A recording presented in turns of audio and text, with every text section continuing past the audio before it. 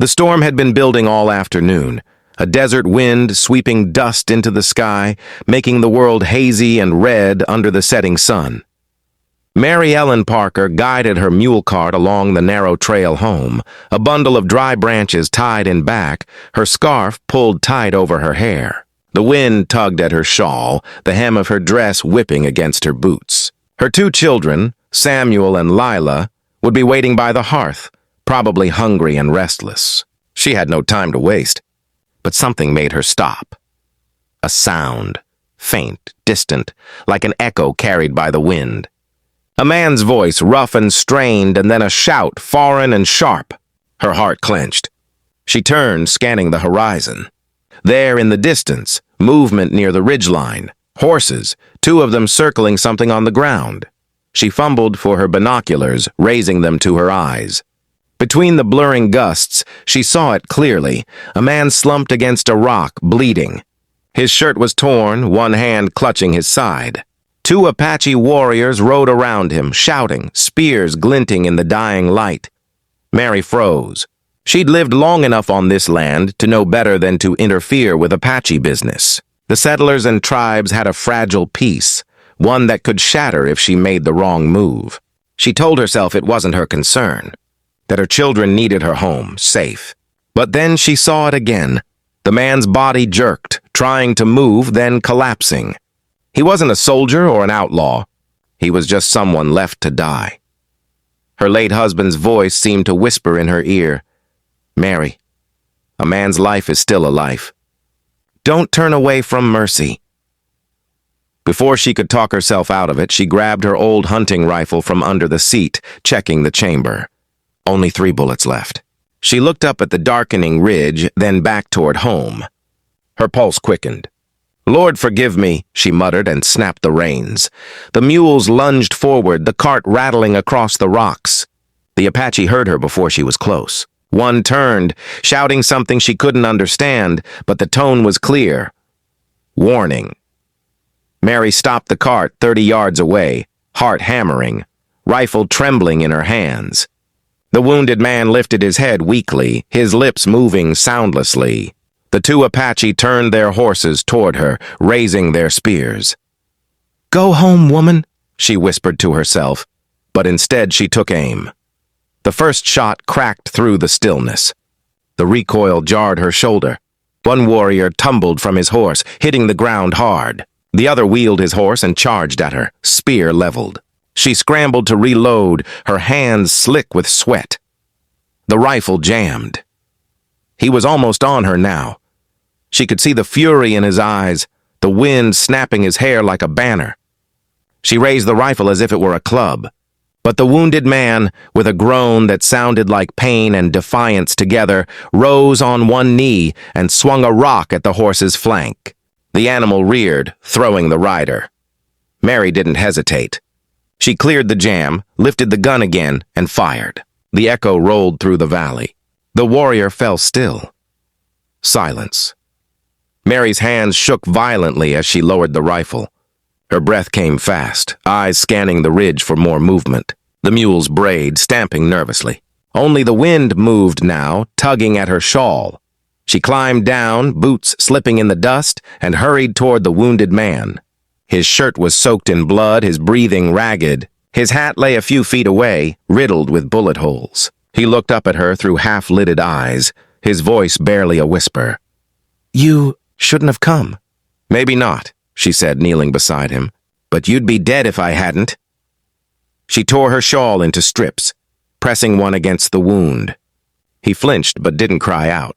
His hand found hers, rough and calloused, gripping like a drowning man. "They'll come back," he rasped. "Then we'd better not be here when they do." She slid her shoulder under his arm, helping him to his feet. He was taller than she'd expected, heavy with muscle but weak now, each step dragging. Together they stumbled toward the cart. Her back ached, her breath caught, but she didn't stop until she had him lying on the straw bed in the back. The man's face was pale in the fading light. She glanced toward the ridge, no sign of movement. "Hold on," she murmured, climbing onto the driver's bench. She cracked the reins and the mules obeyed. The cart jolted forward, bouncing over rocks and ruts. Every groan from the back made her heart tighten. She wanted to look, to check he was still breathing, but she couldn't take her eyes off the darkening trail ahead. Night was falling fast. Coyotes would be out soon, and worse, men who might come looking for revenge. By the time she reached the valley creek, her arms were numb from gripping the reins. The first stars were out. The little cabin appeared through the trees, a flicker of candlelight in the window. Relief hit her so hard she almost wept. "Samuel! Lila!" she called the moment she pulled up. Her children ran out, eyes wide at the sight of the bleeding stranger. "Ma, who is he?" Samuel asked. "Never mind that now," she said, her voice shaking. "Fetch water, quick. Lila, bring the clean rags." Together they dragged the man inside. He moaned as she laid him near the fire. His face, now clear in the light, was rugged. A cowboy's face, sunburned, shadowed with days of dust. There was something weary in his eyes, something haunted. Mary cleaned the wound as best she could, wincing as she poured whiskey over it. The man gritted his teeth but didn't make a sound. When she was done, she covered him with a blanket and sat back, exhausted. "Thank you," he whispered hoarsely, his hand finding hers again. "Didn't think I'd see another sunrise." "You might not if you talk too much," she said, trying to sound firm. "Rest now." He managed a faint smile before his eyes closed. For a long time after, Mary sat by the fire, staring at him. Outside, the wind had softened, the storm moving east. The children slept near the hearth, curled up under a quilt. The cabin was warm, quiet, a fragile bubble of peace in the wild. She looked at the stranger again, wondering who he was. His hat, his boots, the rough stitching of his coat, they spoke of long roads and harder years. But there was something else, too. A sadness she recognized, because she'd seen it every morning in her own mirror since her husband died. For the first time in years, her heart stirred. Not with love, not yet, but with the feeling of purpose, of connection. She had saved a man tonight, and maybe in doing so, she had saved a piece of herself she thought was gone forever.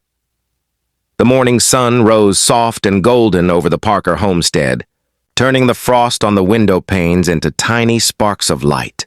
The storm had passed, leaving behind a pale sky and a strange kind of silence that came after danger. The cabin smelled of coffee, wood smoke, and healing herbs. Mary Ellen stood by the stove, stirring porridge, her eyes drifting every few seconds toward the man lying on the cot by the fire. He was awake now, or nearly so. His chest rising evenly, his head turned toward the window. The blanket she'd tucked around him had slipped slightly, revealing a shoulder scarred by both knife and bullet wounds. He was the kind of man who had known war, hardship, and the hard miles of life on the trail. He blinked once and then met her gaze. "You been watching me long?" His voice was low, a drawl edged with humor despite the weakness in it. Mary nearly dropped the spoon. "You're lucky to be breathing at all," she said quickly, turning back to the stove. "And I was only making sure you hadn't died in the night." He chuckled softly, which turned into a wince as pain caught his ribs. "Well, I didn't, though I reckon it was close." Her lips pressed together. "You shouldn't be talking." "I shouldn't be alive either," he said. "But I am. Thanks to you." She didn't answer right away. Gratitude was something she hadn't heard in a long time. Not since before her husband died of fever 2 winters ago, leaving her with 2 children and a farm barely standing. She carried the bowl of porridge toward him, setting it on the small table by his cot. "Eat slow," she said quietly. He looked up at her. "Ma'am, you risked your neck for me. Least you could tell me your name." She hesitated. "Mary Ellen Parker."